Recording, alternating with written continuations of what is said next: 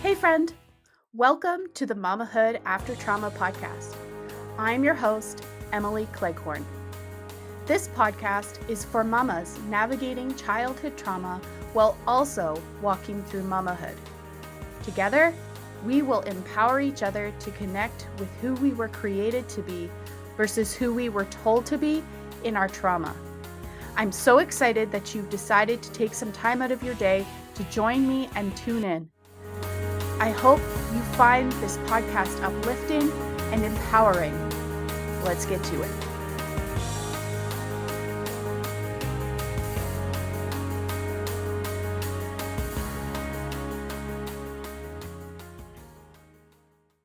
Hello, my friends, and welcome to this episode of the Mamahood After Trauma podcast. I'm so excited you're here today to listen in on this conversation. I am being joined by Kara. Welcome, Kara. Thanks for having me, Emily. Yeah, thanks for joining me. So let's get started. Kara, just by having you share a little bit of your story with our audience and how you came to be working in this space. Sure. Well, let's see. My story is that I have a 10-year-old daughter. I live in the Czech Republic, but I am originally from Michigan. So I've lived sort of my whole adult life now in a foreign country, if you will. So that's part of my special sauce. Let's see what else. I have been married. I'm no longer married. I've been through my own stuff, as I'm sure a lot of your listeners have, on various levels, let's say childhood and beyond. And the second part of your question had to do with how I'm showing up for the people that I'm serving now. Is that right? Yeah. Okay.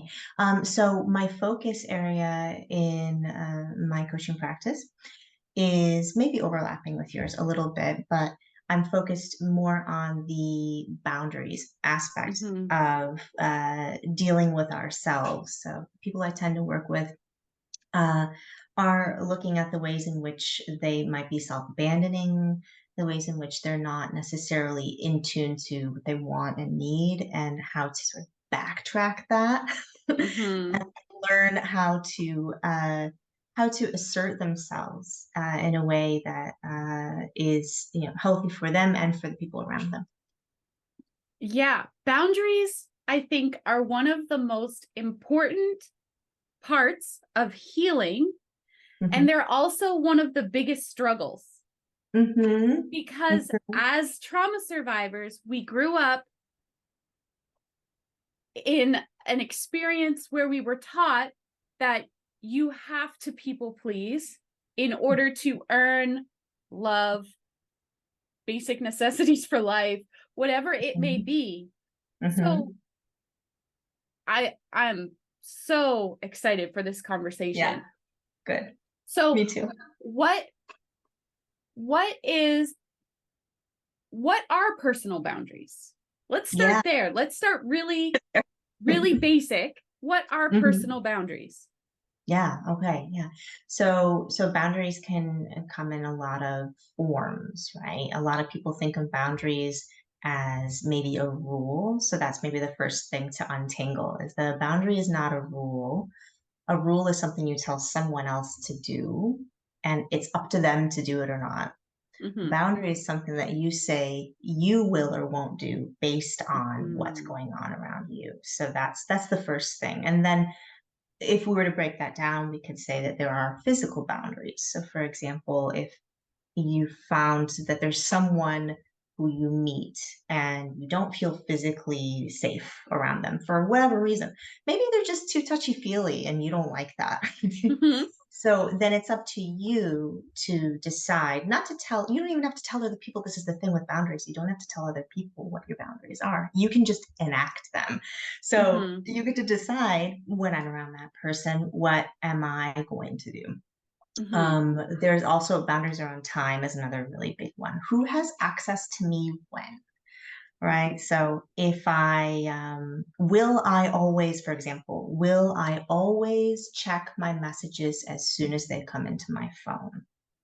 Do I Mm, feel like I must? Does everybody have to access me? Or do I have to answer my phone every time a call comes in? That's another example of a boundary, is mhm, saying, if I'm not prepared, or if I'm maybe after 9 p.m. or whatever it is, if I'm about to eat, if I'm busy in a task, I don't answer the phone, I call back. That's an example of a boundary. So boundaries are what we will do based mhm. on different circumstances. Yeah, I love that. It is not a rule. Hmm. I love that. Um, so let's dive in a little bit to self-neglect Okay, because I think just for this fun. just for It's a light fun. topic. Yeah. Because I think this is something that a lot of trauma survivors, especially trauma surviving moms, struggle with Hmm. because we're Hmm. told Hmm. that, well, growing up, we're told that we have to people please and our Hmm. needs don't matter. And then we enter motherhood and we're told that we stop mattering when that kid is born. And that's a load of crap. But, Hmm. Hmm. Hmm. but so let's talk about ways that we can acknowledge when we are self neglecting. Hmm. Yeah, I love that. And the first thing that comes to my mind is just that motherhood is a really difficult environment for somebody who is a people pleaser, Mm-hmm. and for somebody who's learning boundaries for the first time, because babies, when they're really little, you cannot have the same boundaries with them that you No, can have with older children, because they're not neurologically set up for that, right? yeah, You can't have really boundaries with babies. You no. have to push through your own boundaries when you're talking about, like, doing something even though you're tired, even though you don't have the energy for it. I wouldn't recommend that. The only situation where you have to do that is with a baby, but that can be really tricky for somebody who's trying to recover at the same time, because then what happens, in my experience personally and with my friends and such, is you get into this, and then rather than adjusting as the baby grows to, like, start responding in an increasingly healthy way for you and in an appropriate way for them as they grow, you don't actually end up doing that, because you get used to just being a little Jenny on the spot, if you will, Mm-hmm. Johnny on the spot, if you will. And that's a problem, right? So you're absolutely right that, like, this is a super hard thing for those of us who have trauma, especially as it relates to being a codependent people pleaser, that kind of thing, Yeah. because it can really set that off, especially if you don't even have any awareness of it in the first place. I mean, this is an absolute recipe for postpartum depression and burnout. It's Mm-hmm. almost a guarantee from where I'm sitting. Yeah, I can agree with that based on Mm. my personal experience. Yeah. Yep. Yep. We're preaching to the choir here, aren't we? Yeah, we really are. So what are some ways, maybe one or two tips that you give your clients or Hmm. things that you've found successful yourself in acknowledging your self abandonment and Hmm. implementing boundaries Hmm. early on Okay. in your Yeah. journey? The first thing I would say is awareness. And by that, I mean coming to understand what it feels like in yourself. And I mean that by yourself, I mean emotionally, I Mm-hmm. mean possibly physically. What is the sense that you get when you're doing something that you don't want to do, when you're doing something that's Mm-hmm. more than you should be doing, Mm-hmm. right? For me, it's a feeling of resentment, irritation, frustration, anger. For Mm-hmm. me, it's just anger, right? And then because I've been doing this for a while, the next step is, after awareness. Okay, the awareness is the trigger, is something's triggering me, because I know, because I've got the feeling, right? I'm Mm-hmm. accustomed to this feeling. Here's the feeling.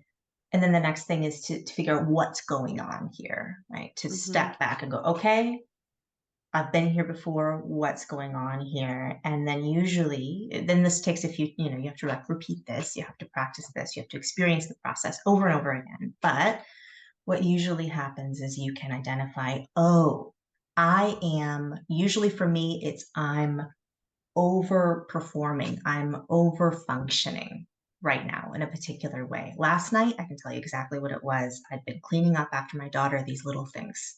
She'd been leaving stuff out, like not picking up after herself. And it happened several times. And it was 8:45 at night and I'd had it. And she asked me for one little thing. And I was just like, you know what? I'm not getting that. I was like, wait a minute. So this is what I recommend, is really just bringing awareness into how do you know that the pressure is building? And slowly, can you catch it sooner and sooner and sooner? Because, for example, last night, I didn't catch it right away, right? And this happens. We have to forgive ourselves. We're not going to do this perfectly. This is wiring that we've had, I mean, for me, for my entire life, from the time I Yeah. can remember, right? I was being called, oh, you're such a saint for doing all the stuff that I was doing last night still. Right? So this is what I would say. This is what I teach, is we need to become aware of when we're in that mode. How do we know? And then just to highlight the cycle, repeat that highlighting process until it becomes more and more and more clear what's going on here, so that we can interrupt it. And then we interrupt it sooner and sooner and sooner. Yeah, I can resonate with what you're saying. For me, I notice that I get short. My temper gets really short. I get resentful. And it's when I take everything on and feel like I need to do everything myself because I can't rely on other people. Yeah. And so when I acknowledge that, and I can say, okay, could I ask for help? Are there things that I can outsource that other people could be doing and they're just not? Yeah. Because I'm not asking for help, or I'm not communicating effectively, or what have you. So acknowledging that can be tricky, because for many trauma survivors, I know I can speak for myself, I was numb to my feelings. So the first step is to work on acknowledging, wait, why am I cranky? Why am I feeling neglected? Why am I feeling, can't think of the word, brain fart. Why? And not judging yourself for feeling that way, but just acknowledging it. Yeah. Yeah, and anger is that one. The resentment, the anger, the frustration, all of that. I think that for a lot of us with this sort of profile that we're talking about, that was the emotion that was absolutely unacceptable, right? And maybe other people in our household had it, but we weren't allowed to have it. And I would even say on top of that, that we also weren't allowed to be assertive. We weren't allowed to use our voice. We weren't allowed to have feelings. We weren't allowed to express our point of view. Which then is, becomes ingrained. It gets really hard to use our voice later in lots of ways, including asking for help, right? Yeah. Yeah. How do we even get to that point? Or expressing your point of view is wrong. Yeah. That's one that I've struggled with. My heart still beats hard when I know I'm about to challenge somebody's point of view. Even if it's a friend, even if I know objectively I'm safe, I still have to tell myself it's safe. It's okay. There's still a physical response. There's still that physical And I've been response. working on this stuff for years. Oh, yeah. Yeah, me too. It is a journey. It is a journey. It does not happen all overnight. Yeah.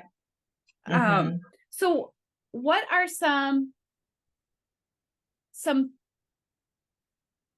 things that mamas can look out for when they begin to acknowledge and implement acknowledge their self-abandonment and Yeah. or self-neglect and Hmm. begin to implement boundaries? What are some things that they need to keep an eye out for? Hmm. The first thing that comes to my mind, and this is a tricky one, this can be a doozy, especially if you're already in a relationship, is noticing the areas in which your relationship might be leaning on your people pleasing. The where areas in which you've established, if you are in a relationship with a partner, the ways in which you've already established the relationship around the partner, assuming those people pleasing behaviors are going to continue, right? So this is so big. This is so big Mhm, because if you're in a partnership and you've got a kid, you've got little ones, and your partner has maybe without meaning to, hopefully without meaning to, right? But nonetheless, come to expect you to act a certain way that is basically over functioning, right? In mhm, case, and whether it be, on the domestic labor or in any way. I mean, probably, emotional domestic labor. These are big things that tend to be shouldered by women in our society, unfortunately, right? And even in really progressive partnerships, this is still happening, right? So this is the thing that really comes to mind, is to not overlook that piece, that your mhm, partner, as you're getting yourself on board and as you're getting yourself the knowledge and everything, if your partner isn't also learning and understanding, and you're not having these direct conversations about what your experience is and how parenthood is affecting you as someone with the stuff that's going on from your past, then you're not going to be able to really heal your stuff, or you're going to have to, leave your partner. So this is just so important, and I have a couple of resources for this, actually. If your audience would be interested, there's another podcast called Time to Lean. mhm, It's with Laura Danger and Crystal, I forget her last name, but anyway, they talk about the fair play method, which sounds fantastic. I'm not in a partnership, so I haven't used it, but dear Lord, let me tell you, is it satisfying to listen to them talk about it? Having been in a partnership where there was a lot of assumption around the mental and practical and emotional labor that I was going to be doing, right?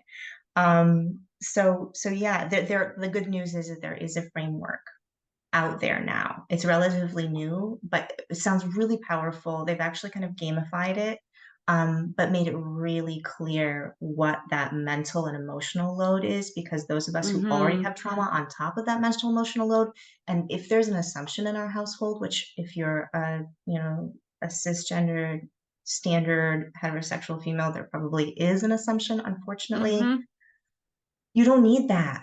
That's the last thing you need. And it can seem probably like a lot.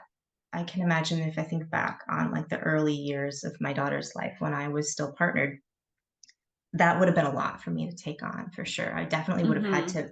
to tend to myself first, but that is a piece of the puzzle that can't be ignored. No, no, it's vitally important Hmm. because like your partner needs to be on board. Hmm. And In they a need real it. deep, clear way. Yeah. Yeah. Not in a honey, just give me a list of things you need me to do. No, because No, that's that's more mental on labor. me. That's more Yes, on me. exactly. Yeah. So yeah, that, Mhm. that doesn't fly. No. Yeah. Yeah. And I think the other thing that comes to mind, I can't remember what the question was now, but this is another thing that I think is really important here. And it ties into having your partner on board, and that's direct communication. And Hmm. this is something that us, tender, traumatized, people pleasing souls have a really hard time with direct communication, right? This is Hmm. something that we learned was not okay Hmm. growing up. And it's really hard for us to use our voices, as we talked about. Hmm. But we, it's really important that we slowly, gently retrain our nervous system to tolerate direct communication and to understand what that is. I think a lot of people I work with will say, okay, I want to set boundaries, but only if I can be nice. And that just tells you everything you need to know, right? And I don't mean, but by saying Yeah. that tells you everything you need to know, I don't mean that boundaries are mean, but I don't mean that No. they're nice either. That's not the point. That's a red herring. The point is that you feel like you can't set them because you have to be nice. So you're choosing to be nice all the time rather than choosing what you need. But that's all Mhm. boundaries is. Boundaries are meeting your needs, Mhm.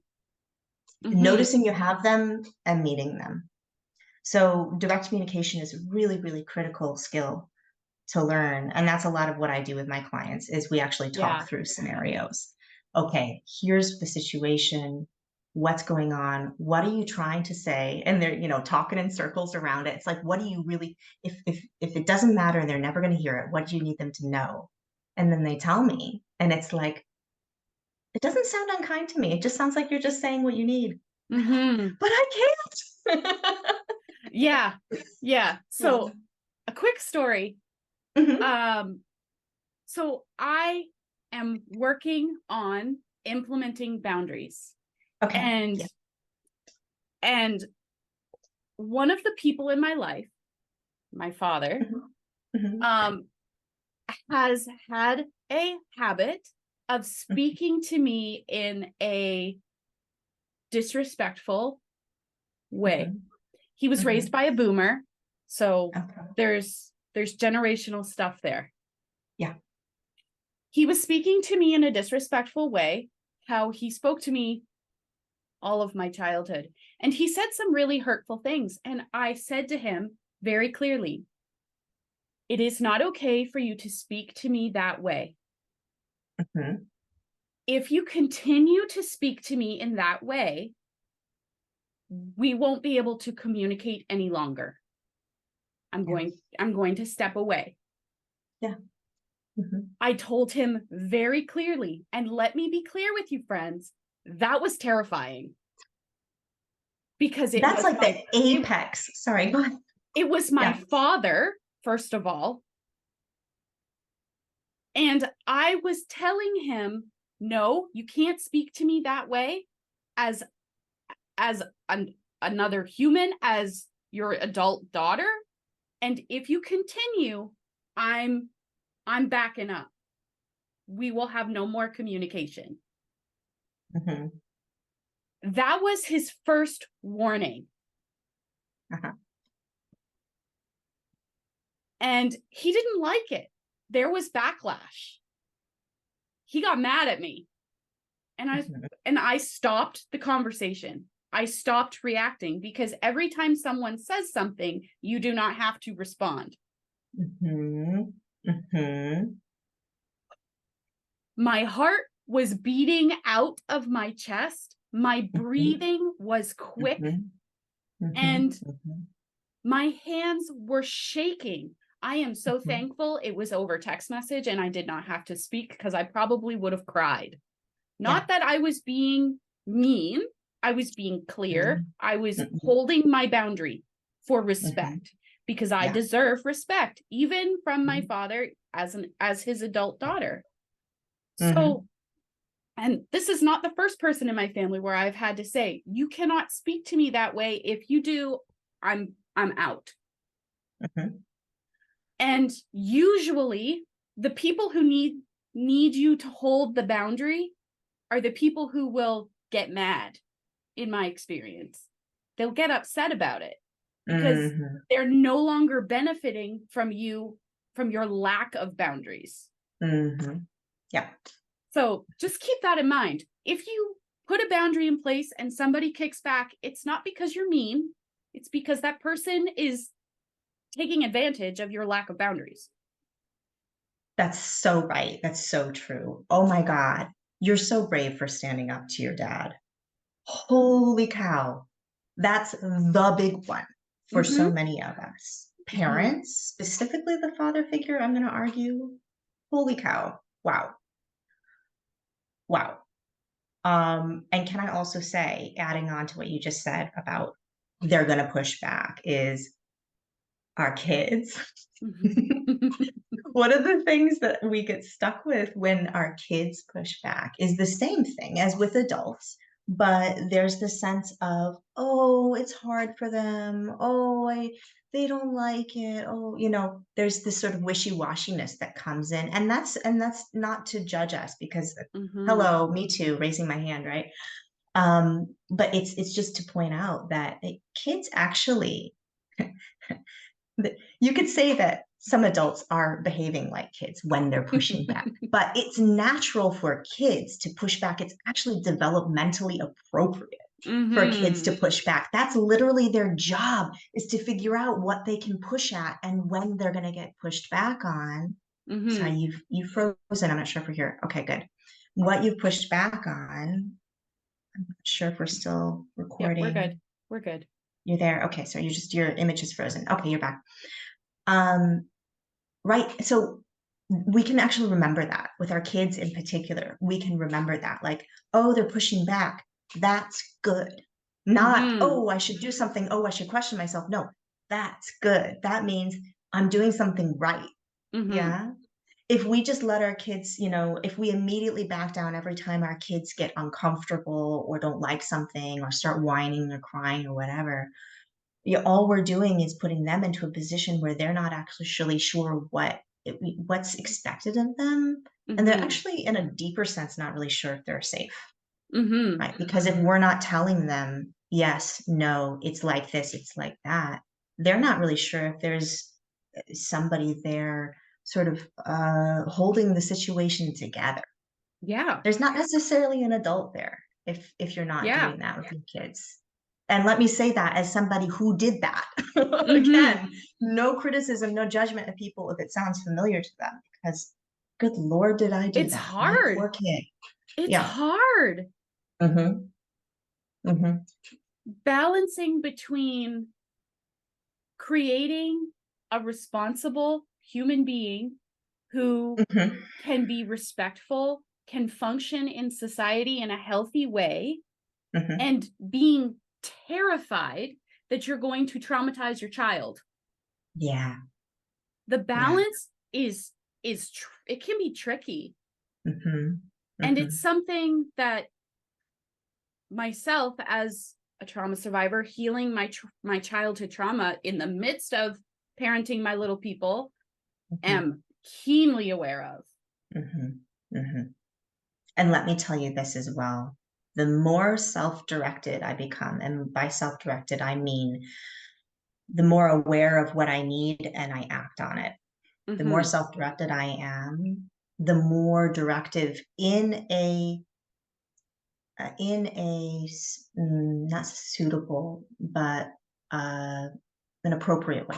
The more Mm-hmm. directive in an appropriate way I am with my kid. And by Yeah. appropriate here, I mean calm, present, Mm-hmm. simple, clear. Sometimes I raise my voice, but not in a, I don't mean like a screaming and, slamming things uncontrollably way, but in a stern and clear way. Stern, clear, and loving at the same time, right? The more I'm Yeah. self-directed, the more that comes out naturally. I Yeah. don't have to do it. I don't have to do a thing. I can just Mm-hmm. proceed, if you will. So that's Yeah. kind of a cool thing about it. If you're thinking like, oh my God, I have to fix myself and I have to fix my parenting. Actually, no, they're No, combined. they're Yeah. connected. Hmm. Work on you and your parenting will follow. Exactly. Exactly right. Yeah. So how can our audience, our listeners, connect with you further if that's what they would like to do? Oh yeah. So you can find me on my website. It's my name, kararegas.com. I'm sure you'll put it in the show Mm-hmm. notes. I'm also on Instagram. My handle is my name, Kara Regas. I've been told that it shouldn't be my name, but it is. And also on my website, if anybody wants a free resource, I have my boundaries workbook, which is step by step looking at your situation, going through a process and actually applying a self-coaching model to yourself so that you Mm-hmm. can see, where the issues are and what you can start to do about it. Yeah. Thank you so much for joining me, Kara. I will include all of those links at Mm-hmm. the bottom of the blog post that will go with this episode so Mhm. that listeners can easily click and go wherever they would like to go and connect with you. Awesome. Thank you so much for joining me. And it's been a pleasure speaking with you. I've thoroughly enjoyed our conversation. Me too. Yeah. Thank you so much for tuning in to this episode of the Mamahood After Trauma podcast. If you resonated with what you heard, please hit the subscribe button, hit the like button, and share it with a friend who would also benefit, because we rise together. Until next time, Mama, keep shining.